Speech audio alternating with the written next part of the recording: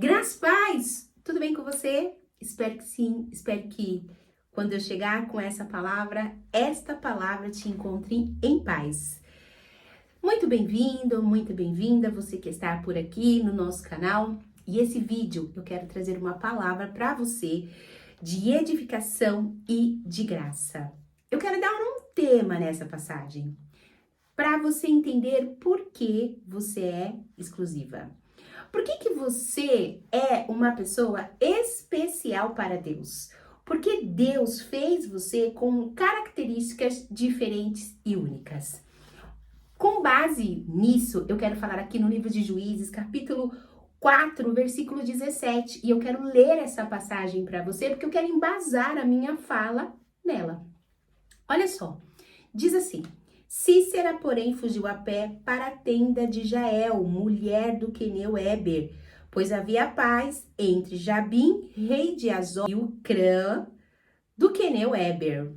Jael saiu ao encontro de Cícera e o convidou: venha, entre na minha tenda, meu senhor, não tenha medo. Ele entrou e ela o cobriu com um pano. Estou com sede, disse ele, por favor, dê-me um pouco de água.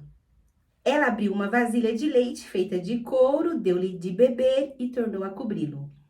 Veja, eu estou contando para você uma parte da história de Débora, porque nós temos aqui no livro de Juízes uma juíza que julgava Israel no momento que eles estavam voltados para o Senhor. Débora é a protagonista dessa história. Débora era a mulher a qual todos nós, quando passamos pelo livro de Juízes, nós voltamos os olhos para ela. Débora era uma mulher que julgou Israel no tempo mais difícil da sua época, onde o patriarcado dominava toda a situação. Nós vemos aqui que Débora, além de juíza, ela tinha um quesito especial que nenhum dos juízes, outros juízes, ou melhor, tiveram. Débora era profetisa. Mas eu não quero falar da protagonista, eu quero falar desta mulher que aparece por nome de Jael. Veja, a Bíblia fala que Débora, ela estava em Ramá e lá ela julgava debaixo de uma palmeira. Então, o Senhor passou para ela uma revelação e ela mandou chamar Baraque para que Baraque fosse à guerra e vencesse a Jabim, que estava colocando o Israel, ameaçando Israel, trazendo insegurança e instabilidade para a nação de Israel. Então o Senhor manda uma mensagem para Débora e Débora transmite para Baraque. Olha só, diz assim,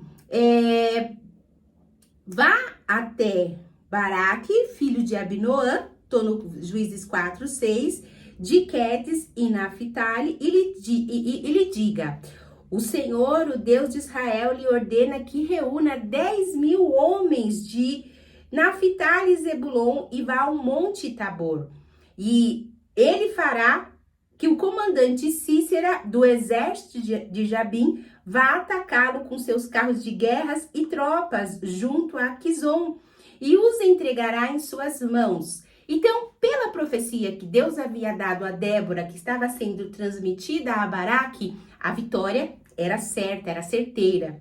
Mas veja, versículo 11 do capítulo 4 diz, abre-se um parênteses para falar sobre o esposo de Jael, o queneu Éber, porque diz a Bíblia que ele se separou, colocou-se ali em cima do muro, entre a nação de Israel e o povo ali de Jabim. Então, podemos dizer, por uma linguagem assim, bem rápida, que ele jogava nos dois times.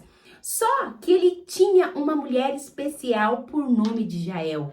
Olha só, Jael, ela não era manipulada pela situação favorável e nem pelo contexto. Ela, primeiro, sabia quem era o seu Deus, ela sabia quem era a sua nação. E apesar de ter tudo isso, ela não deixou, no momento decisivo, se contaminar por aquilo pela situação que ela via e que estava ao seu redor. Olha, Jael, ela tem uma característica muito especial.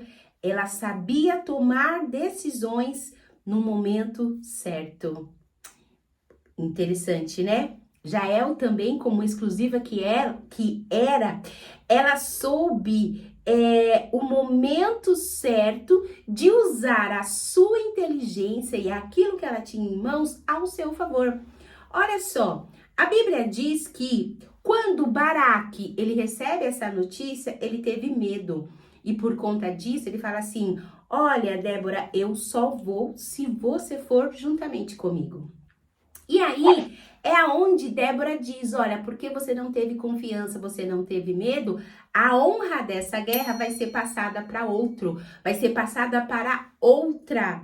Lembrando só a vocês que o papel na sociedade israelita da mulher naquela época não era um dos melhores. Perder uma posição de honra para uma mulher, eu te garanto que naquela época era muito complicado para o homem que perdia a sua posição. Mas veja, o medo de Baraque fez com que ele tomasse a posição. Mas a Bíblia diz que Jael, ela estava posicionada na sua tenda. Que interessante, né? Só para que você saiba, a tenda, quando a mulher estava na sua tenda, o homem não poderia adentrar sem a permissão dela. Não havia a possibilidade de um homem adentrar na sua tenda. Uma das funções da mulher era armar e desarmar a tenda. Então, quando diz a Bíblia que Cícera pede com seu exército, ele sai fugindo, ele vê o lugar favorável para a sua situação, que era a terra do queneu Éber, que era o lugar de paz, e ele encontra a mulher dele por nome de Jael, ele fala, não, eu vou me beneficiar de uma questão social, que é o homem não adentrar na tenda da mulher, e vou fazer essa situação favorável a mim.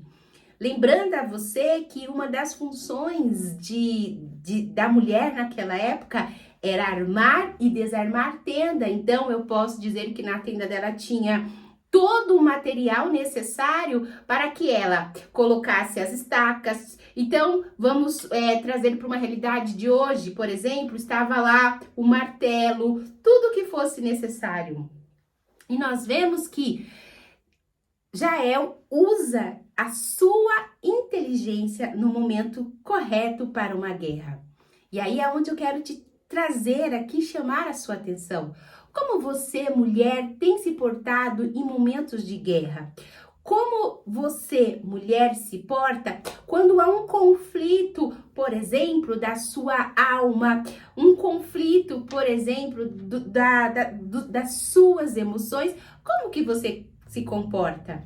Veja, Jael aqui nesse contexto, ela, independente do momento de aflição que ela estava vivendo, independente da decisão que ela tinha que tomar, ela agiu com inteligência.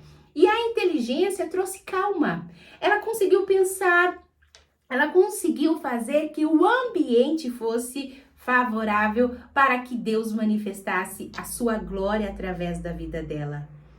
Ela não deixou ser influenciada por uma questão errada do seu marido. Veja, Éber era queneu. Éber era descendente de Moisés, ele era midianita. Éber, a raiz dele era israelita, ele conhecia o Deus vivo. Então não era para ele estar em cima do muro, não era para ele ter aquela decisão de não, aqui é mais confortável para mim, então se o outro lado estiver ganhando, eu estou do outro lado, mas se esse lado estiver ganhando, eu estou desse lado. Então nós vemos que essa posição do esposo de Jael não foi capaz de que ela não foi influenciada ao melhor por ele, mas ela sabia quem era o seu Deus, ela sabia quem ela servia, ela sabia qual era a posição correta naquele momento de tomar. Então, olha só, Jael, foi uma mulher que teve astúcia. Venha, meu Senhor. Não tenha medo, entra na minha tenda. Aqui é um lugar confiável, aqui eu vou te dar guarida, eu vou te dar o socorro que você está precisando. E olha só, ela usou o que ela tinha nas mãos. Lembra que eu falei para você que a função de armar tenda naquela época era da mulher? A Bíblia diz que, no versículo 21, que na tenda dela, olha só, tinha estaca, tinha cravos, tinha tudo necessário. Lembra que eu falei para você que hoje eu dei um tema para nossa mensagem? Por que que você é uma mulher exclusiva? Porque veja bem, você precisa entender a partir da lição que nós vemos pela vida de Jael, que nós não podemos deixar que os sabotadores que nos acompanham, que estão conosco, que às vezes estão nos rodeando, nos seguem e não nos deixe ver a exclusividade que Deus deu para nós. Primeiro, entenda, Deus, ele criou todas as coisas. Então, se ele criou todas as coisas, a Bíblia diz lá no livro de Gênesis que quando ele terminou de criar, ele falou, nossa, como é bom, criei isso é bom. Então, quando ele criou você, ele virou e falou, nossa, que coisa boa, que coisa linda, que coisa extraordinária. Por que não dizer, que coisa exclusiva, que mulher exclusiva que eu tô criando? É bom que você saiba que quando ele te criou, ele colocou em você um toque único. Ninguém tem. É por isso da sua exclusividade. É por isso que você é a pessoa sonhada por Deus. Deus criou você como mulher. Olha só, a Bíblia diz que quando Adão estava dormindo, o Senhor tirou da sua costela uma mulher. Então Deus criou você como mulher. E como mulher que ele te criou, entenda de uma vez por todas, foi bom. Por isso que quando os sabotadores chegarem até você, você tem que dizer não. Não sou isso. Não tenho isso. Ou quando eles chegarem, você tem que entender que a sua função é lutar para vencê-los. Olha só um sabotador que nós temos. Quando nós dizemos, não posso. Imagine você, Jael, numa situação decisiva, ela dizer, não, eu não posso, não vou concluir isso, não vou, não dá, não posso. Deus não poderia se manifestar através da vida dela. Quando você diz que você não pode, você está bloqueando aquilo que Deus tem para a sua vida. Um outro sabotador, quando nós dizemos, não é para mim. Exclusiva? Vamos combinar? Se a situação, ela está na tua frente, se aquilo que você está vendo com os teus olhos está aí colocado para você, se a mesa preparada, se tem um banquete, por que que não é para você? Não se menospreze, não se sinta diminuída, não se sinta dizendo que você não é para você. A Bíblia diz que Deus prepara um banquete na presença dos nossos inimigos. Já pensou um banquete preparado para você e você diz, não, não posso, não é para mim? Um terceiro sabotador que nós temos muito, e esse sabotador eu posso dizer para você, me acompanhou por muito tempo, é quando a gente diz, não tenho aparência para isso. Olha só, não tenho aparência. Ah, não, isso daí é para outra pessoa, uma pessoa mais bonita do que eu, uma pessoa mais bela do que eu, uma pessoa mais alta, uma pessoa mais baixa do que eu. Mas entenda de uma vez por todas, Deus criou você e ele disse que era bom. Então, vamos combinar o seguinte, e aí eu vou contar uma particularidade minha. Por muito tempo eu não gostava do meu cabelo, achava meu cabelo muito feio e ficava falando ao Senhor, Deus, por que que o Senhor me criou com cabelo crespo? Ou para muitos conhecido como cabelo duro, ou cabelo pichain, do jeito que você conhece aí, não importa. Mas eu achava aquilo muito ruim. Foi quando eu disse assim, não, tem alguma coisa errada. Esse sabotador vai ter que sair da minha vida. E um dia, eu lembro como se fosse hoje, eu olhei por espelho e disse assim, sabe de uma coisa? Meu cabelo não vai nascer liso mesmo, então eu vou cuidar dele. Foi quando eu passei eu mesma a cuidar. Olha só. E hoje ele está do jeito que eu gosto, do jeito que eu aprendi. E eu vou contar um segredo para você. E eu aprendi a cuidar dele não com produtos caros, mas com coisas baratas, acessíveis. Ó, eu mesmo faço a minha escova, eu mesmo modelo, eu mesmo faço do jeito que eu gosto. E eu entendi que a minha aparência, ela não pode ser um sabotador para que eu não alcance aquilo que Deus tem para mim. Uma outra coisa que nós dizemos como sabotador é: não vai dar certo. Você mal começou o negócio e você diz: não, não vai dar certo. Se você começar um negócio dizendo que não vai dar certo, quais são as probabilidades dele dar certo? Nenhuma. Porque o projeto, como nós dizemos, ele já nasce morto no seu coração, ele já nasce desacreditado. Então não vai dar certo mesmo. Mas quando você ouvir o sabotador dizendo não vai dar certo e você falar: não, peraí, eu acredito porque Deus me chamou para ser mais do que vencedora, vai dar certo.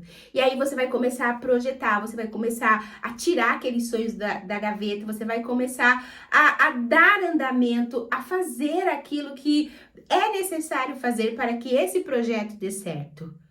Uma outra coisa que nós dizemos: não tenho capacidade.